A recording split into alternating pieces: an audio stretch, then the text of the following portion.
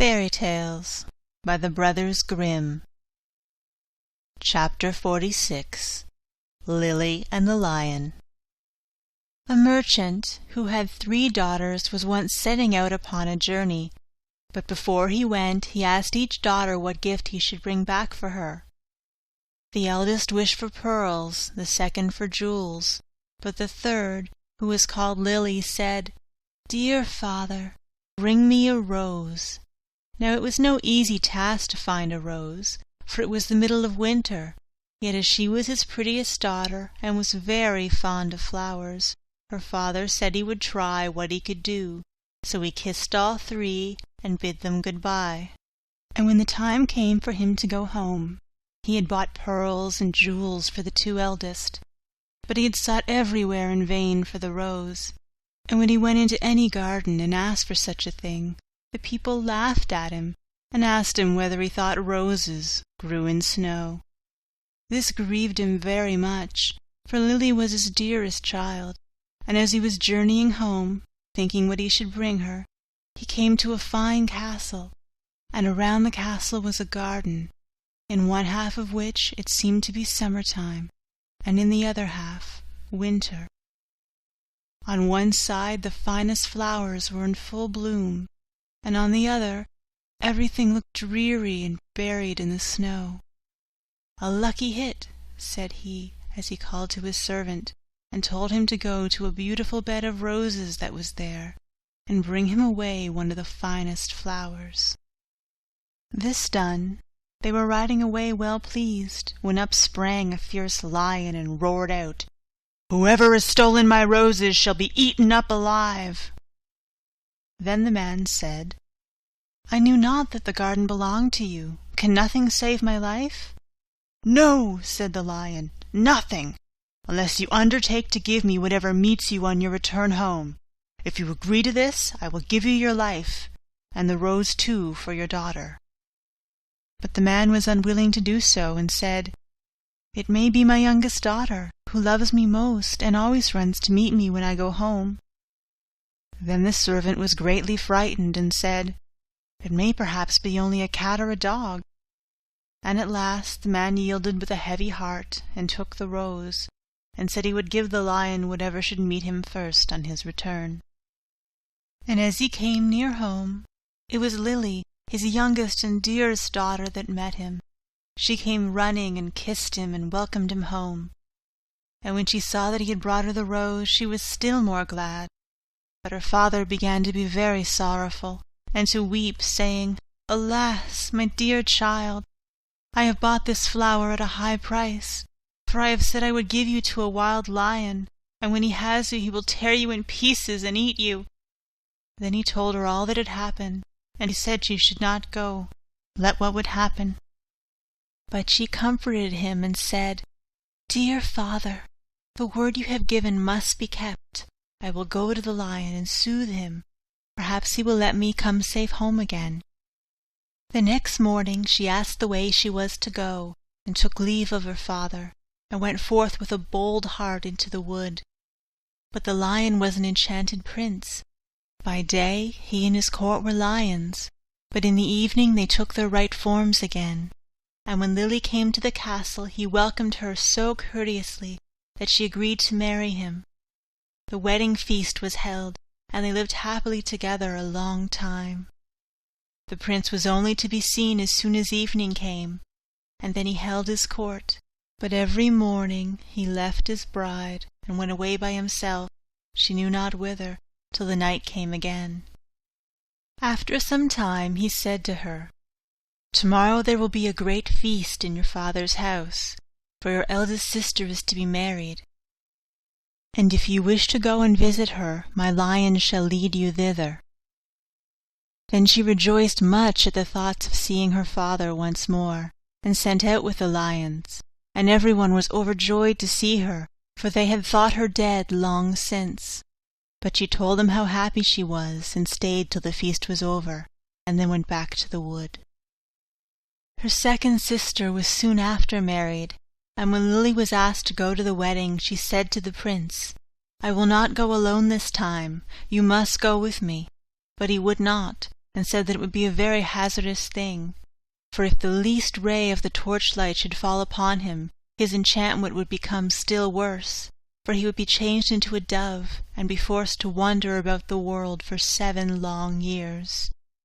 However, she gave him no rest, and said she would take care no light should fall upon him.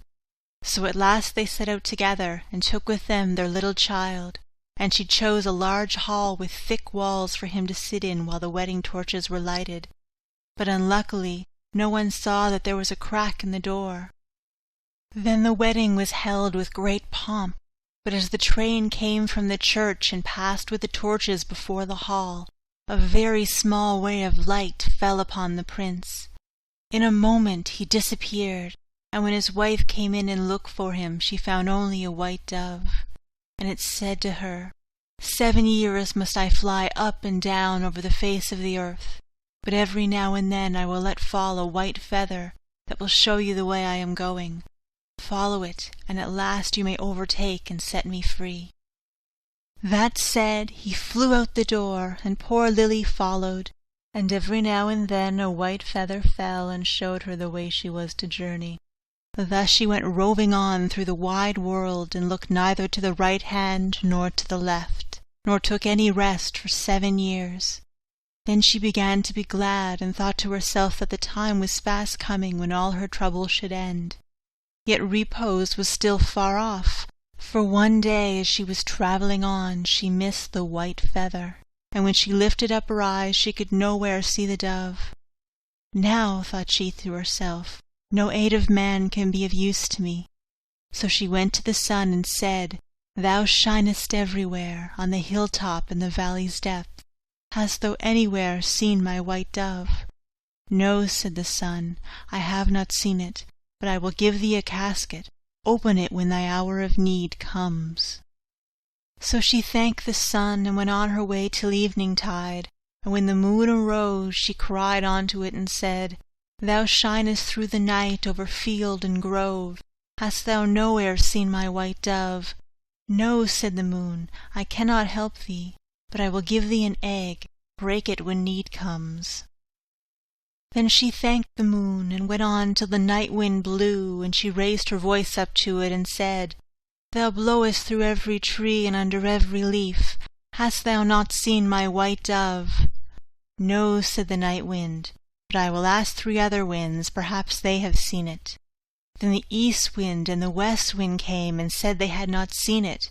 But the south wind said, I have seen the white dove. He has fled to the Red Sea, and is changed once more into a lion, for the 7 years are passed away. And there he is fighting with a dragon, and the dragon is an enchanted princess who seeks to separate him from you. Then the night wind said, I will give thee counsel. Go to the Red Sea, and on the right shore stand many rods. Count them, and when thou comest to the 11th, break it off, and smite the dragon with it. And so the lion will have victory, and both of them will appear to you in their own forms. Then look round, and thou wilt see a griffin, winged-like bird, sitting by the Red Sea. Jump to his back with thy beloved one as quickly as possible, and he will carry you over the waters to your home. I will also give thee this nut, continued the night wind. When you are halfway over, throw it down, and out of the waters will immediately spring up a high nut tree, on which the griffin will be able to rest. Otherwise he would not have the strength to bear you the whole way. If therefore thou dost forget to throw the nut, he will let you both fall into the sea. So our poor wanderer went forth, and found all as the night wind had said. And she plucked the 11th rod, and smote the dragon, and the lion forthwith became a prince, and the dragon a princess again. But no sooner was the princess released from the spell than she seized the prince by the arm, and sprang onto the griffin's back, and went off carrying the prince away with her. Thus the unhappy traveller was again forsaken and forlorn, but she took heart and said, As far as the wind blows, and so long as the cock crows, I will journey on till I find him once again. She went on for a long, long way, till at length she came to the castle whither the princess had carried the prince. and there was a feast got ready, and she heard that the wedding was about to be held. "Heaven aid me now," said she, and she took the casket that the sun had given her, and found that within it lay a dress as dazzling as the sun itself. So she put it on and went into the palace, and all the people gazed upon her, and the dress pleased the bride so much that she asked whether it was to be sold. "Not for gold or silver," said she, "but for flesh and blood." The princess asked what she meant, and she said, "Let me speak with the bridegroom this night in his chamber, and I will give thee the dress." At last the princess agreed, but she told her chamberlain to give the prince a sleeping draught, that he might not hear or see her. When evening came and the prince had fallen asleep, she was led into his chamber, and she sat herself down at his feet and said, "I have followed thee 7 years. I have been to the sun, the moon, and the night wind to seek thee, and at last I have helped thee to overcome the dragon. Wilt thou then forget me quite?" But the prince all the time slept so soundly that her voice only passed over him, and seemed like the whistling of the wind among the fir trees. Then poor Lily was led away and forced to give up the golden dress, and when she saw that there was no help for her, she went out into a meadow and sat herself down and wept. But as she sat, she bethought herself of the egg that the moon had given her, and when she broke it, there ran out a hen and 12 chickens of pure gold, that played about and then nestled under the old one's wings, so as to form the most beautiful sight in the world. And she rose up and drove them before her, till the bride saw them from her window, and was so pleased that she came forth and asked her if she would sell the brood. "Not for gold or silver, but for flesh and blood. Let me again this evening speak with the bridegroom in his chamber, and I will give thee the whole brood."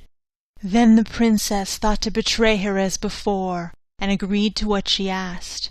But when the prince went to his chamber, he asked the chamberlain why the wind had whistled so in the night, and the chamberlain told him all, how he had given him a sleeping draught, and how a poor maiden had come and spoken to him in his chamber, and was to come again that night.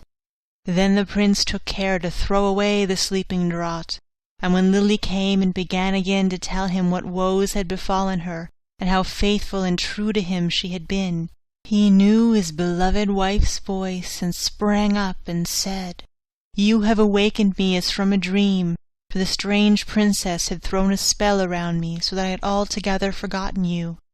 But heaven has sent you to me in a lucky hour." And they stole away out of the palace by night unawares, and seated themselves on the griffin, who flew back with them over the Red Sea. When they were halfway across, Lily let the nut fall into the water, and immediately a large nut tree arose from the sea, whereon the griffin rested for a while, and then carried them safely home. There they found their child, now grown up to be comely and fair, and after all their troubles they lived happily together to the end of their days. End Chapter 46. Lily and the Lion.